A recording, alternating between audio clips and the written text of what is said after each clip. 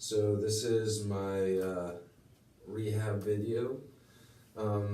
With me is my patient. It's a 21-year-old football player who has suffered from a grade 1 Lisfranc injury to their foot. For those of you who don't know what a Lisfranc injury is, it is an injury that has occurred to the metatarsal joint line of the foot. There's different grades, grade 1 through grade 3. Grade 2 and 3 are the most severe, requiring surgery to help heal. But I have decided to choose grade 1 because it's a little bit easier, it requires no surgery, and allows for better rehab to kick off the process sooner.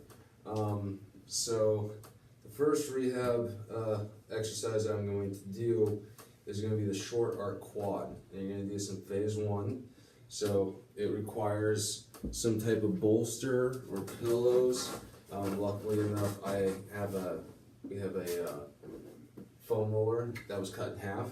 And what we're going to do is you're going to place it under the knee, slightly above on the lower end of the femur itself. So that way there can be a full range of motion here. And a shorter quad is nice because it helps to activate the quad itself, the entirety of the quad itself, without compromising the rest of the lower leg, due to the fact that the athlete is going to be in a boot, or no, excuse me, is going to be in a hard cast for the first 2 weeks after seeing the doctor. So the foot itself is already going to be put in a dorsiflex position in the cast, and the athlete is going to activate their quads and bring their leg into full knee extension, just like so, and then they're going to bring it back down. Goal of this is to make sure that it's slow and controlled. You don't want any jerky motions. You want it to be as smooth as possible. Athlete's going to come up for maybe 3 seconds or so, hold it for about 2 to 3 more seconds, and slowly lower the leg back down for another 3 seconds.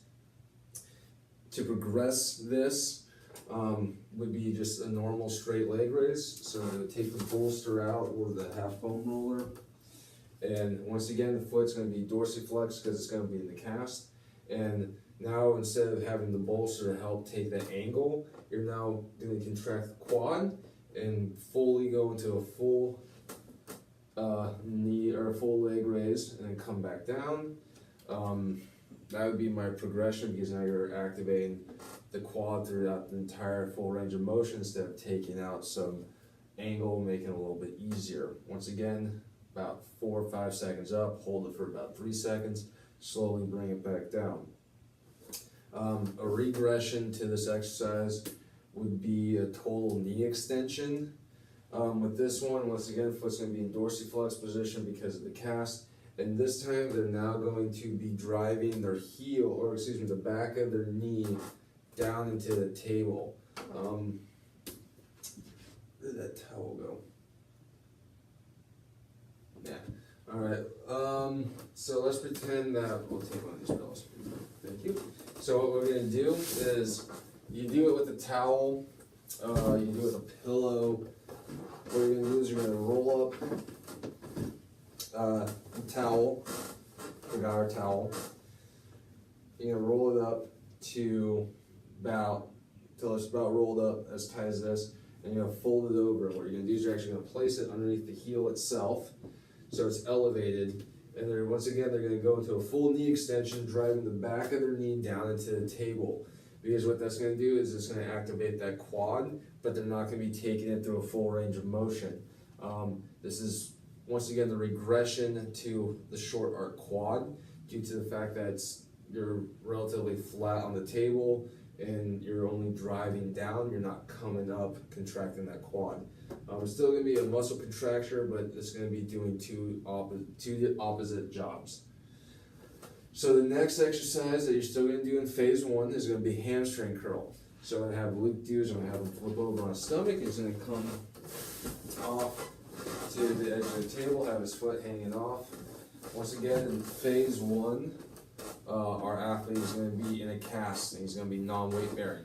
So all these exercises in phase 1 are going to be non-weight bearing exercises. So with this, Luke, come a little bit off so he's hanging off the end of the table. Perfect. So with this exercise, you want the full weight of his leg to be doing the majority of the work. Once again, this is going to be the only weight that he'll get. It says non-weight bearing, but you still want some of the weight from the cast to be hanging off, and you want his knee to be slightly below the edge of the table because you don't want his knee to get pinched up at the bottom. And what they're going to do is their foot, once again, is going to be in dorsiflexion, and they're going to slowly bring their heel to their butt. So bring that calcaneus all the way to that glute. Going to hold it there for about 2 to 3 seconds, and then slowly bring it back down. Once again, it's going to be about 3 to 4 seconds on the way up. Hold it for about 2 to 3 seconds, then 3 to 4 seconds slowly on the way back down. This is good because it helps activate the hamstring, just like how shark hard help activate the quad. You want to help to keep all the muscles of that upper part of the leg strengthened and strong to help prevent atrophy, because we know once we take this out of the cast, there's going to be atrophy that's occurred. So the less atrophy that we can help cause, the greater this is going to be. A progression would be hip extension. So once again, the athlete's going to be laying down on the table. You can actually see forward a little bit. Yeah, perfect. So what they're going to do is, once again, the foot's going to be in dorsiflex position, and this time, instead of doing just a straight normal hamstring curl, they're actually going to help activate their glutes and their hamstrings to do a hip extension. So Luke, do that right now. Remember to keep your core engaged and activate your glute and your hammies to bring your heel up towards the sky. Perfect. You'll hold there for a couple seconds and slowly bring it back down. You want it to be as smooth as possible, just so that there's no skippiness, or a better word than that, I guess like choppiness would be a good way to say it. You want to make sure that they're not rolling. So a good way to do that is you probably take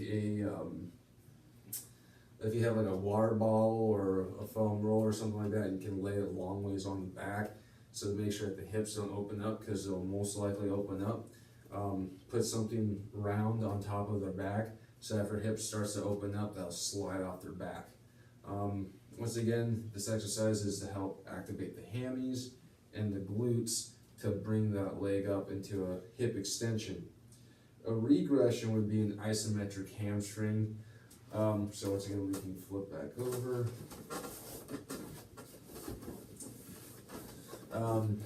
Once again, this is going to be almost like total knee extension, except this time he's going to be driving his heel down. There's not going to be anything bolstering him, but he's going to be driving his heel down into the table, which is going to help activate his hamstring.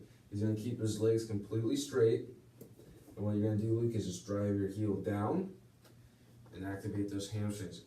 Once again, this is a non-weight bearing exercise. He's not going to be able to do a lot with it because of the fact that he's going to be the cast, but the cast might actually help in the sense that it'll add a little bit of an elevation, and it won't feel as painful driving that heel down to the table. But once again, we're looking for that activation of those hamstrings. So that's the regression to the hamstring curl, whereas the hip extension was the progression. In phase 2, what we're seeing now is we're seeing that the athlete is taken out of the hard cast and is being put into a removable boot. All these exercises themselves can be done with the leg elevated to help bring that swelling and all the swelling that's occurred at the ankle and that TMT joint back down towards the heart. So Luke, I have still these pillows from you. I know how comfy they are. So much comfiness. So we're going to elevate that foot. Once again, the whole goal is to bring that swelling back towards the heart. But the higher it goes, the better. And with this, now because they're out of the boot, and there's going to be some atrophy that's occurring, there's going to be some stiffness that's occurring because of the swelling and just the fact that it's been in that hard cast for 2 weeks. Excuse me. we need that joint to start moving again and start getting range of motion back in that joint. So the first thing he's going to do is he's going to do 4-way ankles. So he's going to do dorsiflexion, plantar flexion, inversion, eversion. So there's going to be the 4 motions. They're very simple. Everyone does them. But the whole goal is to help, once again, fire those muscles that have been atrophied and to help with the stiffness and that swelling to help go down. So it doesn't need to be super aggressive. Doesn't need to be a lot of movement.